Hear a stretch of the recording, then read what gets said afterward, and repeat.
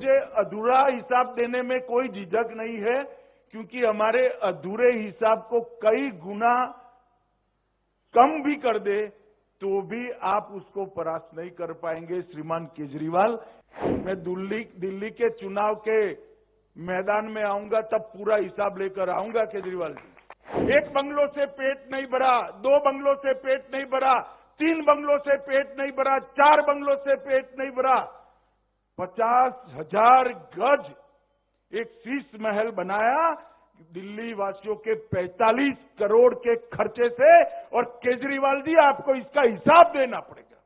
हर ward से 10 दिल्ली वालों को अपने घर पर चाय पिलाकर शीश महल दर्शन का एक बार कार्यक्रम बनाइए तो दिल्ली की जनता को मालूम पड़ेगा कि उनका मुख्यमंत्री कितने बड़े भवन में रह रहा है। दिल्ली के अंदर ये 10 साल में 68,000 करोड़ के इंफ्रास्ट्रक्चर के काम नरेंद्र मोदी सरकार ने किए। जो लोग हिसाब देना नहीं चाहते और हिसाब मांगने की आदत पड़ी है, उनको मैं कहना चाहता हूं कि मैं आज पाई पाई का हिसाब देकर जाता हूं। मुझे मालूम है मेरा हिसाब किताब अधूरा है, इससे कई गुना ज्यादा काम हुआ है, मगर मुझे अधूरा हिसाब देने में कोई झिझक नहीं है, क्योंकि हमारे अधूरे हिसाब को कई गुना कम भी कर दे तो भी आप उसको परास्त नहीं कर पाएंगे श्रीमान केजरीवाल। इसलिए मैं अधूरा हिसाब भी देना चाहता हूं। हमने 68,000 करोड़ के इंफ्रास्ट्रक्चर के काम दिल्ली के विकास के लिए किए। 41,000 करोड़ रुपया का सड़क बनाया, 15,000 करोड़ के रेलवे के काम किए और 12,000 करोड़ के एयरपोर्ट और इसके आसपास की आनुषंगिक सेवाओं को सुदृढ़ करने के लिए किया। दिल्ली मेरठ एक्सप्रेसवे अब सिर्फ 45 मिनट में आप पहुंच सकते हो। 8,000 करोड़ रुपया खर्च हुआ। दिल्ली मुंबई एक्सप्रेसवे 24 घंटे की यात्रा को 12 घंटे में बदलने के लिए हाई स्पीड कॉरिडोर बनाया जा रहा है। द्वारका एक्सप्रेसवे 7500 करोड़ की लागत से बन रहा है। ईस्टर्न पेरिफेरल एक्सप्रेसवे 11,000 करोड़ की लागत से बन रहा है और 500 दिन में पूरा हुआ। Urban extension road UER2 7,715 crore की लागत से बना है। Pragati Maidan integrated transit corridor 920 crore की लागत से बना। दिल्ली मेरठ RRTS रेल गलियारा 30,000 करोड़ की लागत से बन रहा है। ITPO कॉम्प्लेक्स, जिसको पूरी दुनिया अब भारत मंडपम के नाम से जानती है, वो 7,000 सीट का कन्वेंशन सेंटर और 3,000 सीटिंग कैपेसिटी का एम्फी थिएटर बना। यशोभूमि कन्वेंशन सेंटर 5,400 करोड़ की लागत। द्वारका गोल्फ कोर्स 250 करोड़ की लागत। द्वारका स्पोर्ट्स कॉम्प्लेक्स 92 करोड़ की लागत। PM उदय के तहत 1731 कॉलोनियों को नियमित करने की प्रक्रिया कर 40 लाख गरीबों को मालिकाना हक देने की योजना लेकर आए। झुग्गी वासियों के लिए फ्लैट, प्रधानमंत्री आवास योजना शहरी में 29,000 मकान बनाए। इन सिटू स्लम रिहेबिलिटेशन लगभग 354 करोड़ से 3,000 EWS फ्लैट बनाए। दिल्ली विश्वविद्यालय में नया वीर सावरकर कॉलेज बनाया। प्रधानमंत्री संग्रहालय बना। पुलिस म्यूजियम बना। राष्ट्रीय युद्ध स्मारक बना। इंडिया इंटरनेशनल कन्वेंशन सेंटर और एक्सपो सेंटर का विकास बना।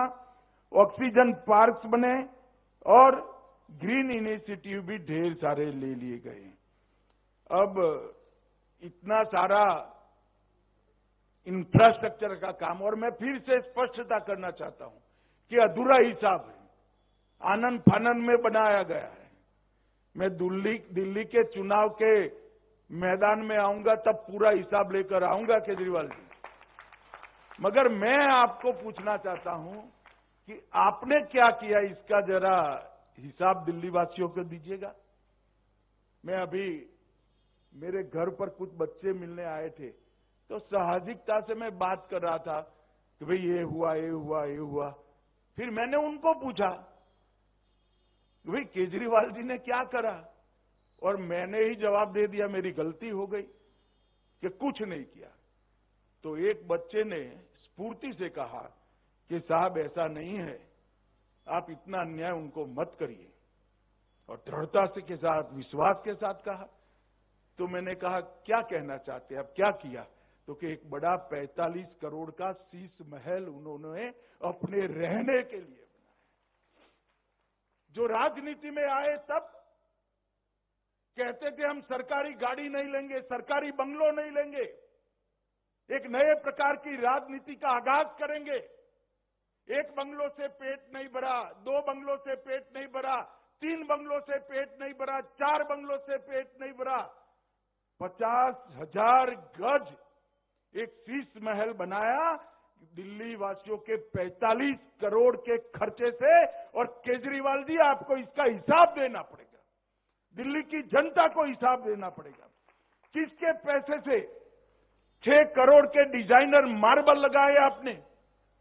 किसके पैसों से 6 करोड़ के मोटराइज पर्दे लगाए? किन के पैसों से 70 लाख के खोलने के लिए खड़ा ना होना पड़े ऐसे ऑटोमेटिक दरवाजे लगाए? किसके पैसों से 16 स्मार्ट टीवी 64 लाख रुपए के लगाए? किसके पैसे से 50 लाख रुपए की कारपेट बिछाई गई? किसके पैसे से सजावटी पिल्लर 36 लाख के बनाए गए? दिल्ली वासियों को पानी देने का कोई हिसाब नहीं है। आपके 4 लोगों के परिवार के लिए 15 करोड़ का वाटर सिस्टम आपने लगाया केजरीवाल जी। दिल्ली की जनता इसका जवाब आपसे पूछ रही है।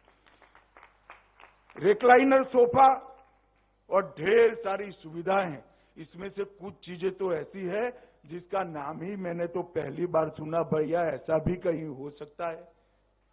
और वो जब मुख्यमंत्री थे तब मैं कहता था उनको, एक बार ट्वीट भी किया था, हर वार्ड से 10 दिल्ली वालों को अपने घर पर चाय पिलाकर शीश महल दर्शन का एक बार कार्यक्रम बनाइए, तो दिल्ली की जनता को मालूम पड़ेगा कि उनका मुख्यमंत्री कितने बड़े भवन में रह रहा है।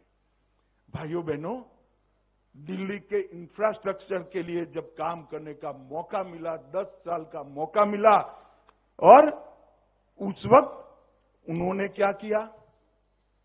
उन्होंने अपना भवन बनाने का काम किया, इंफ्रास्ट्रक्चर की चिंता नहीं। और ध्यान भटकाने वाले मुद्दों पर आप आगे बढ़ते हो। भाइयों बहनों, ये केजरीवाल जी अन्ना हजारे के भ्रष्टाचार विरोधी आंदोलन की प्रोडक्ट। मैंने अभी कहा, सुषमा जी ने 12 लाख करोड़ के घपले घोटाले भ्रष्टाचार को उजागर किया था। अन्ना हजारे ने वो भ्रष्टाचार के खिलाफ आंदोलन किया, और वो भ्रष्टाचार के खिलाफ आंदोलन के बाद जो केजरीवाल कहते थे हम कभी राजनीति में नहीं आएंगे, अन्ना बेचारे रालेगांव सिद्धि में वापिस चले गए। इन्होंने एक पार्टी बनाई और मुख्यमंत्री बने, हमें कोई आपत्ति नहीं। मुख्यमंत्री बनकर आपने किया, शराब का घोटाला किया, मोहल्ला क्लिनिक के नाम पर करप्शन किया, टेस्टिंग के नाम पर दवाओं के नाम पर करप्शन किया, 16 स्ट्रीट का करप्शन किया, सीसीटीवी कैमरा के नाम पर करप्शन किया, बस खरीदने में घोटाला किया, और सबसे बड़ा घोटाला निजी सुविधाओं के लिए शीश महल का करने का काम केजरीवाल जी आपने किया है। दिल्ली की जनता को आपको जवाब देना पड़ेगा, और दिल्ली की जनता इसका जवाब मांगेगी। और मैं मैं केजरीवाल जी को कहना चाहता हूं, केजरीवाल जी हम पर जो आरोप लगाना है लगाइए, जनता फैसला करेगी, मगर आप शीश महल का जवाब दिल्ली की जनता को जरूर दीजिए। भाइयों बहनों, केजरीवाल का जो रास्ता है वो भारतीय जनता पार्टी के लिए अभिप्रेत नहीं है। हमने तो आयोजनबद्ध तरीके से शहरों का विकास करने का मोदी जी के नेतृत्व में ठाना है और आज इसकी ही एक कड़ी ये सुषमा स्वराज भवन बनी है। यहां पर सुरक्षा के साथ हमारी कामकाजी बहनें, बच्चियां रहेगी, अपनी कैरियर को एक शेप दे पाएगी और समाज के बीच में उन्नत मस्तक के साथ अपने अस्तित्व को वो उजागर करेगी।